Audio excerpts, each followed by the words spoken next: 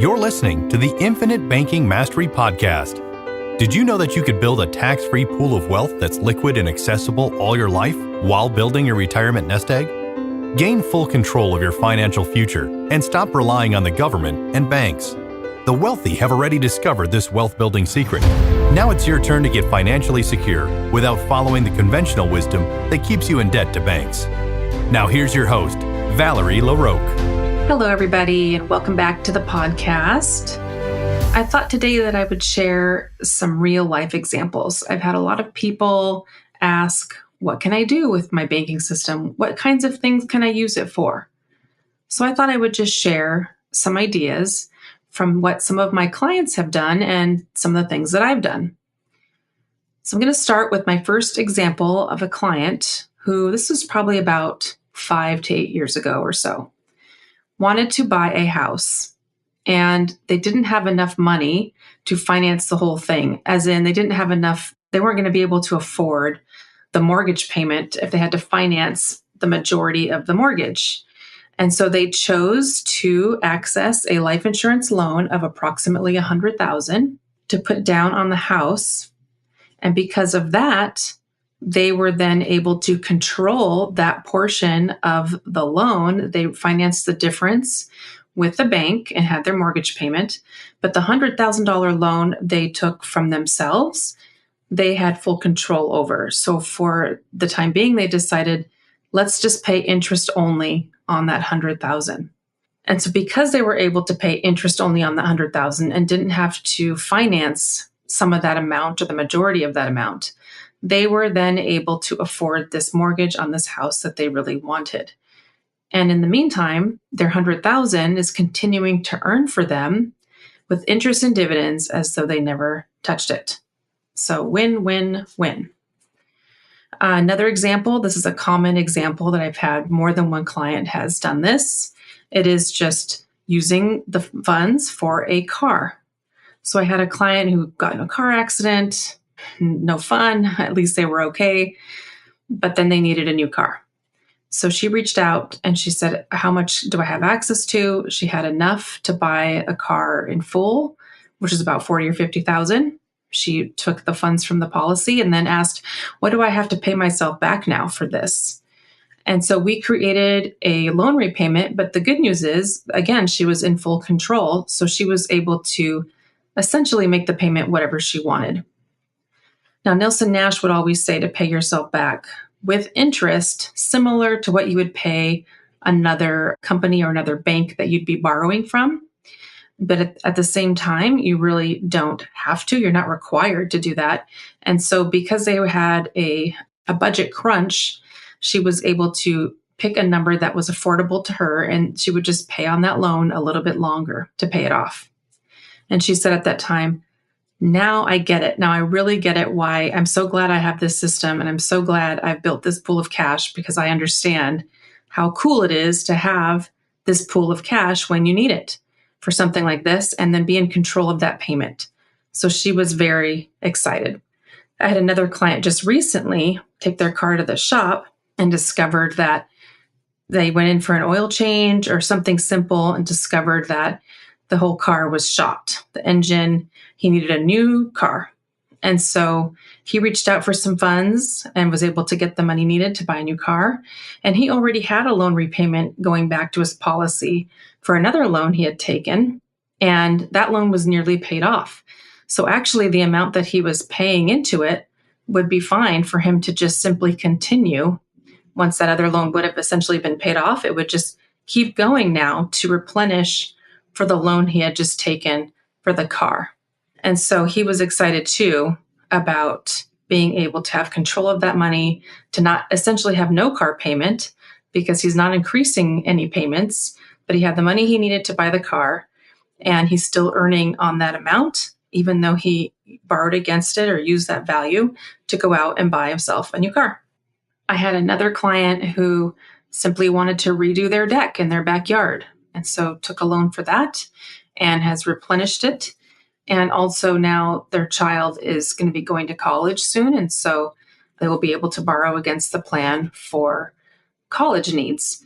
And sometimes, if depending on when you start a policy for a child, it may not have amounted to as much as you will need for college when they arrive or when they're starting college. But I often say, well, one thing you can do is you could just let those funds keep accumulating while they're in college. Let the child maybe pull out some loans or something that they need to help pay while they're in schools if they don't have all the money to pay at that time. And then once they're through with school, now they have a school loan or whatever it may be, then they can use the funds from the policy to pay that loan off or pay it down. And then they'll owe less money on their school loan. Some medical professionals have used their policies for purchasing items needed for their business. New machinery, different medical clinics, dental clinics, optometry clinics.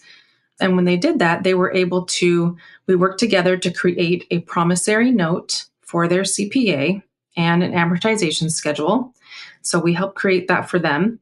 And then they're able to take a legitimate loan from their banking policy. The business would be taking that loan, and then the business would be paying them back. And that worked out really well also, because then they get a very favorable loan that they can control again. And then we were able to provide the documentation needed for them to give to their CPA just to make sure everything was in order in case of a potential audit at some future point. The next example I have for you is to pay off the primary mortgage. Now, I wouldn't advise this to you just as a blanket statement for all people. However, for some people, it makes sense. Some people this is their primary goal. They want to get rid of this monthly payment and their plan to live there the rest of their lives or keep the house in the family. And it makes sense for them to pay off their mortgage. So that's another option that you could use your policy for, is to pay off the rest of your mortgage and then redirect that mortgage payment to yourself, to your banking system. And then you also have the control again. So you could also reduce that payment to yourself. The same option goes for any vacation rentals or Airbnbs you might have or rental houses. If that's something you want to pay off and just get rid of that debt obligation, that's certainly something that you could do. Again, not a blanket statement for all people. Another very common example is to pay off debts like credit card debts or loans. Paying off your debts to these outside banks will then help your credit. It will raise up your credit score. Also, it will give you the freedom of payment because you're in control of that payment again. So you can change that payment around, pay it off more quickly, pay it off more slowly. It also will improve the interest rate with which you're able to acquire new debt. If you have a good credit score, then you're going to have more favorable interest rates. And it helps you to eliminate your debt way more efficiently. You will end up being able to eliminate the debt completely in a way more efficient manner by doing it this way. Now, I give this other example all the time, but I'll just say it again. It is great to use whole life and real estate hand in hand. So purchasing new real estate. In addition to rental property ideas, also people like to flip properties, buy them and make them nicer and then sell them for more. And so people will buy rentals with their policies and then cycle rent payments back to their policy to replenish those funds. Or if they do a flip, they'll access the policy for the down payment. They will make the payment to the house, buy the house, use whatever funds needed to fix up the house if they have it within their policy or some outside source. Then when they sell the house, they will replenish it back to the policy. I had a couple of clients recently who have loans who are about to increase in payment because the interest rates are going to be going up. One of them is a commercial loan, and their interest rate is going to be going up. And so that client reached out and asked, well, what do I have in my policy? Can I use it to pay off this loan if I so choose? And they do. They are able to pay off that loan and take over that mortgage. And then they do not have to endure the uncertain interest rates that are coming their way. They don't have to worry about that increasing cost. And they can keep the payment exactly the same as it is, or reduce it or increase it. They have full control over it. And in the meantime, their loan will be getting paid off much more efficiently. I had another client who reached out. They wanted to replace a fence, and so they pulled out funds to build a new fence. I myself last year used my policy to replace a roof. I also used it for new air conditioning and other remodel projects We used it for our children's private school costs and even for our taxes. So if I have to pay taxes, at least I'm going to be earning on the value of those dollars for the rest of my life. I mean, that's the best we're going to get out of that, is to keep earning on that money that I have to give over to the government. And you may ask, why? Why did you funnel so many things, common expenses like your roof and remodel or your private school, your taxes? Why did you run that through your banking system? Well, one reason is because I funnel so much money through there that I have to go there sometimes for those big projects. But then, of course, I love that I'm able to capture the earning power, and I want to capture the earning power of as many dollars as I possibly can for the rest of my life. So I would much rather funnel my money through policies, capture that earning power, and then use those dollars for whatever needs we come across. And my final example for today is, yes, let's say you do have a business or you are funneling a lot of money to something or your business, or you just have a lot of expenses that year. You had a lot more expenses than you thought, or maybe you had a loss of income, or one spouse stopped working or became laid off or hurt or disabled. And now you find your premium is coming due. You see your annual premium in the mail and you're like, oh, great. Now I have to pay for this. And I don't have the money because of one of these things has happened, some sort of tragedy or some sort of, that is, say, if your premium was an annual premium. And so they send you an invoice because your annual premium is becoming due.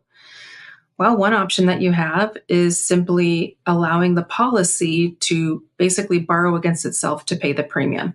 So in a time of hardship like that, so long as there's funds in the policy, if you have something, an instance where you're having a hard time covering it, you could have it cover the whole premium or a portion of the premium.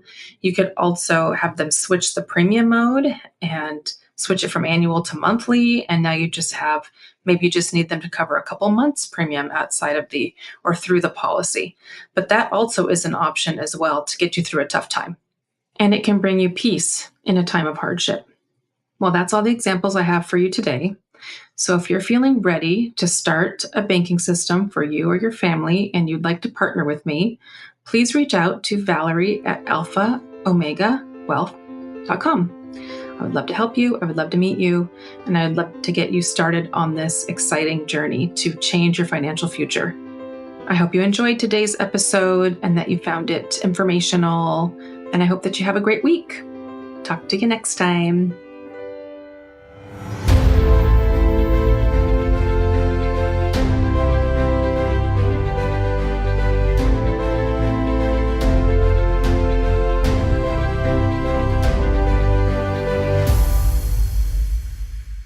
This is thepodcastfactory.com.